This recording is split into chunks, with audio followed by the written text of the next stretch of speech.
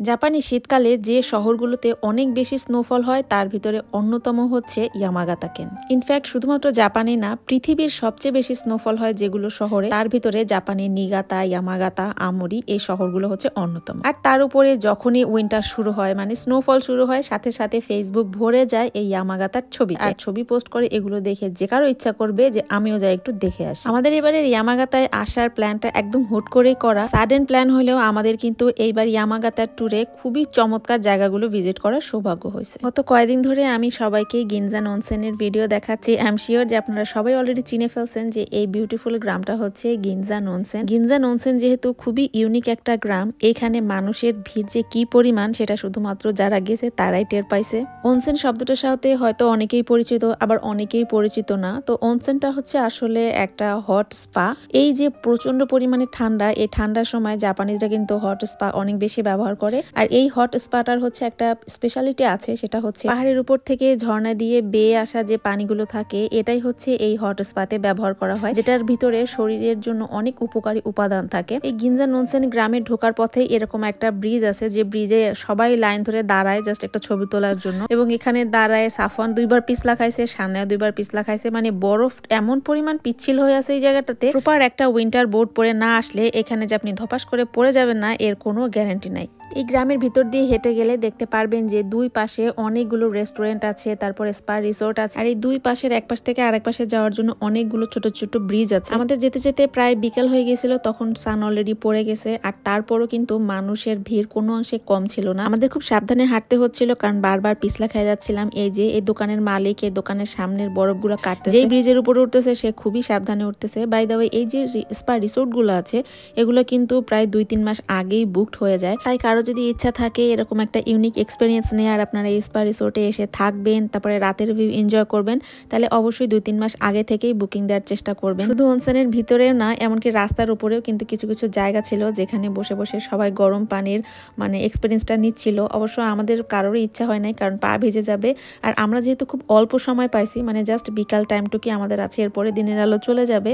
আমরা চাচ্ছিলাম যে পুরো গ্রামটা আমরা একবার ঘুরে দেখি, তারপরে যদি সময় থাকে তখন এখানে গরম পানিতে আমরা বসে একটু এক্সপিরিয়েন্স নেওয়ার চেষ্টা করব। ইউজুয়ালি কোনো জায়গায় ঘুরতে গেলে তো দেখা যায় যে সেই জায়গাটায় টুরিস্ট বেশি থাকে, কিন্তু এই জায়গায় যে দেখলাম যে এখানে কন্টেন্ট ক্রিয়েটারই বেশি। সবার হাতে মোবাইল, সবাই রিলস বানাচ্ছে, সবাই টিকটক বানাচ্ছে। এই যে দেখেন, উনিও একটা গাউন নিয়ে নিয়ে ঘুরতেছে। এমন অবস্থা যে আপনি সিরিয়াল পাবেন না। আর সারপ্রাইজিংলি এখানে জাপানিজদের চাইতে ফরেনারদের সংখ্যাই বেশি দেখা যায়, কারণ অনেক গ্রুপ ধরে ধরে মানুষ এখানে বেড়াতে আসে। মানে একটু পরপরে ব্রিজের উপরেও গরম পানি রাখা আছে, কেউ চাইলে পা ওখানে ভিজাতে পারবে।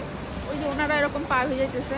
সবচেয়ে আমার কাছে যেটা ভালো লাগছে এখানকার যে স্ট্রাকচারগুলো, এগুলা মানে একদম কাঠের তৈরি, আর এগুলা সচরাচর অন্য কোনো জায়গায় দেখা যায় না। স্পেশাল মনে হচ্ছে এটা মুভির ভিতরে ঢুকে গেলে, মানে মুভি যেরকম থাকে না জাপানিজ মুভিগুলো, ওই ক্যাটাগরির একটু স্ট্রাকচার। এখানে অনেক রেস্টুরেন্ট আছে, যদিও রেস্টুরেন্টে তো আমরা খেতে পারবো না, কিন্তু অনেক ধরনের মানে খাবারের রেস্টুরেন্ট আছে দুই পাশে। তারপরে বিভিন্ন রকম ওদের জাপানিজ ট্র্যাডিশনাল যে ড্রেসেস, সেগুলো রেন্ট করে পরে আপনি ছবি তুলতে পারবেন, সেই রকম দোকানপাটও আছে। যে যদি পারি আমরা এখানে কোথাও তো ম্যাগনেট পাওয়া যায় কিনা সেটা খুঁজে একটা ম্যাগনেট নিয়ে যাবো এখান থেকে। তো সুভিনিয়ার সব খোঁজার জন্য আমরা সোজা হাঁটছিলাম। আর এই পুরো জায়গাটা কিন্তু খুব বেশি বড় না, মানে এই মাথা থেকে ওই মাথা আপনি 30 মিনিটের মধ্যে হেঁটে শেষ করে ফেলতে পারবেন। আর যদি আমাদের মতো ব্লগ করার প্ল্যান থাকে এবং 2 মিনিট পর পরে দাঁড়ায় মনে হয় যে একটু ছবি তুলি আর ভিডিও করি, তাহলে কিন্তু একটু সময় লাগবে। তো পুরো গ্রামটা ঘুরে দেখার জন্য যদি হাতে 3-4 ঘন্টা সময় নিয়ে আসেন এনা। আমরা এখন একটা সুভিনিয়ার শপ পেয়ে গেছি, তো আমরা এখান থেকে খুঁজে দেখবো যে এখানে কোনো ম্যাগনেট আছে কিনা। জাপানের যেসব ফেমাস স্পটগুলো থাকে সেইখানে যে সুভিনিয়ার শপগুলো থাকে তারা সবাই কম বেশি এরকম ম্যাগনেট সেল করে। তো এখানে 2 রকম ম্যাগনেট ছিল, একটা ছিল রাতের বেলা, একটা মনে হয় দিনের বেলা। হচ্ছে অটামের লুক, সেখানে স্নো ছিল না। তো যেহেতু আমরা স্নো দেখতে আসছি, আমাদের কাছে স্নো এরটাই বেশি ভালো লাগছে, পরে স্নো এরটাই নিয়েছি। এগুলোর দাম সচরাচর একটু বেশি হয়ে থাকে, বাট কি করা যাবে, এরকম পাহাড়ের মধ্যে এইরকম একটা দুর্গম এলাকায় এসে উনি এরকম একটা দোকান দিছে, ওনাকে অবশ্যই লাভ করতে হবে। আর সাফওয়ান সানা এখানে দোকানে ঢুকে এইটা ওইটা ধরতেছিল। এগুলো এক একটা জিনিসের যেই দাম, আমার তো মনে হয় যে ওরা কোনো কিছু ধরলে কলিজাটা হাতের মধ্যে নিয়ে থাকি যে কোন সময় এটা টুস করে ভেঙে যাবে আর আমাকে ভর্তুকি দেওয়া লাগবে। তো ওদেরকে নাও করতে পারি না, কারণ ওদের দেখারও আগ্রহ আছে। যেমন ধরেন এই যে এখানে যে স্প্যাচুলাটা, এটা কিন্তু 100 yen শপে 100 টাকায় পাওয়া যায়, যেটা এখানে 440 yene বিক্রি করতেছে, মানে অলমোস্ট 4 গুণ দাম। আর এখানে মানুষের ভিড়ের কথা কি বলবো রে বাবা, আমি ভাবতেছিলাম যে একটা কিছু খাই, কারণ ক্ষুধাও লাগছিল, বাট খাওয়ার মতো তেমন কিছু এখানে ছিল না। যেগুলো ছিল সেগুলো খুব একটা ভালো লাগে। প্রায় আধা ঘন্টায় লাইনে দাঁড়ায় মনে হয় ওরা পেমেন্ট করছে। আর সানায় নিছিল হচ্ছে এই চাবির রিংগুলো, তার যে কটা ফ্রেন্ড আছে সবার জন্য একটা করে নিবে, আর সাফান ওর নিজের জন্য একটা চাবির রিং নিছে।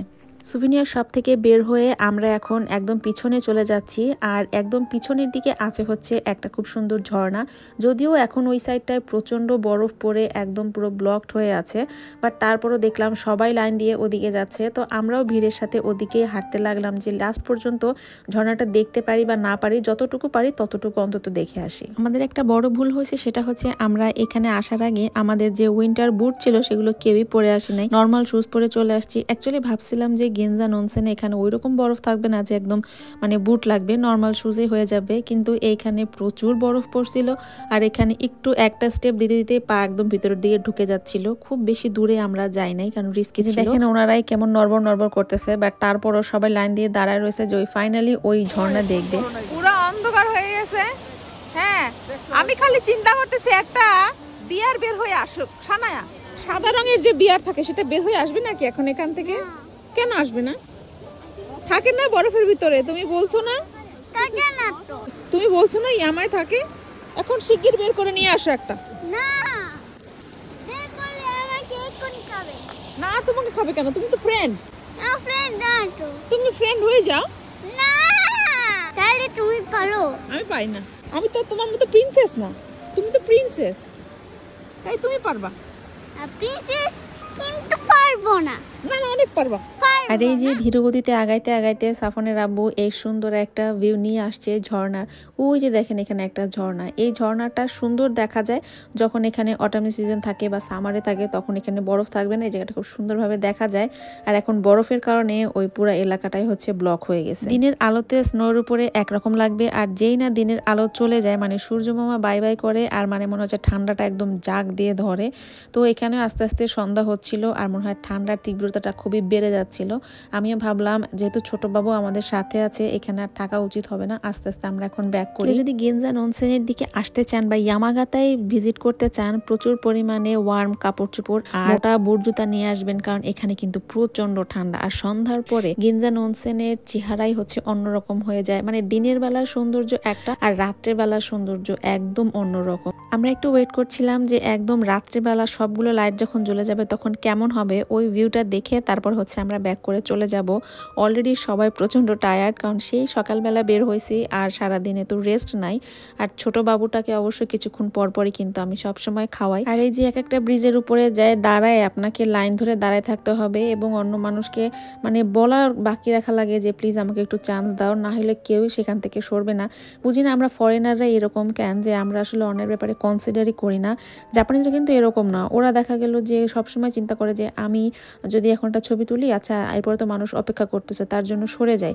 কিন্তু এই আমরা ফরেনার যারা আছে, যেসব জায়গায় অনেক ফরেনার থাকে আর কি, যেসব টুরিস্ট স্পটগুলোতে, ওইখানে গেলে দেখবেন আপনি স্কোপই পাবেন না, সবাই খালি ঠেলে। যাই হোক, যাওয়ার পথে সাফনের বাবা আর সাফন অবশেষে হচ্ছে বসছে গরম পানিতে, কারণ অনসেন ভিলেজে আসছে, আর যে অনসেনের একটা মানে এক্সপিরিয়েন্সে না নিল তাহলে কেমনে হলো। যদি ওরা দুইজনই বসছে, আমরা আর বাকিরা এখানে জাস্ট ওয়েট করতেছিলাম। আর ঠান্ডার মাত্রাটা আস্তে আস্তে এত পরিমাণ প্রবল হতেছিল যে আশেপাশে যারাই দাঁড়াইছিল সবাই এসে গরম পানির মধ্যে বসে যাচ্ছিল। পুরো গেনজান অনসেনের গ্রামটা আমার কাছে অনেক ভালো লাগছে, কিন্তু একটাই আফসোস ছিল, সেটা হচ্ছে আমরা স্নোফল দেখতে পারি নাই। এই সুন্দর গ্রামটায় যখন স্নোফল হয় তখন দেখতে একদম ম্যাজিক্যাল লাগে। হয়তোবা সেই স্নোফল দেখার জন্য অন্য কোনো এক সময় গেনজান অনসেনে আবার চলে আসব। আজকে ব্লগটা এই পর্যন্তই, সবাই ভালো থাকবেন, আমাদের জন্য দোয়া করবেন। আজকের মতো আল্লাহ হাফেজ।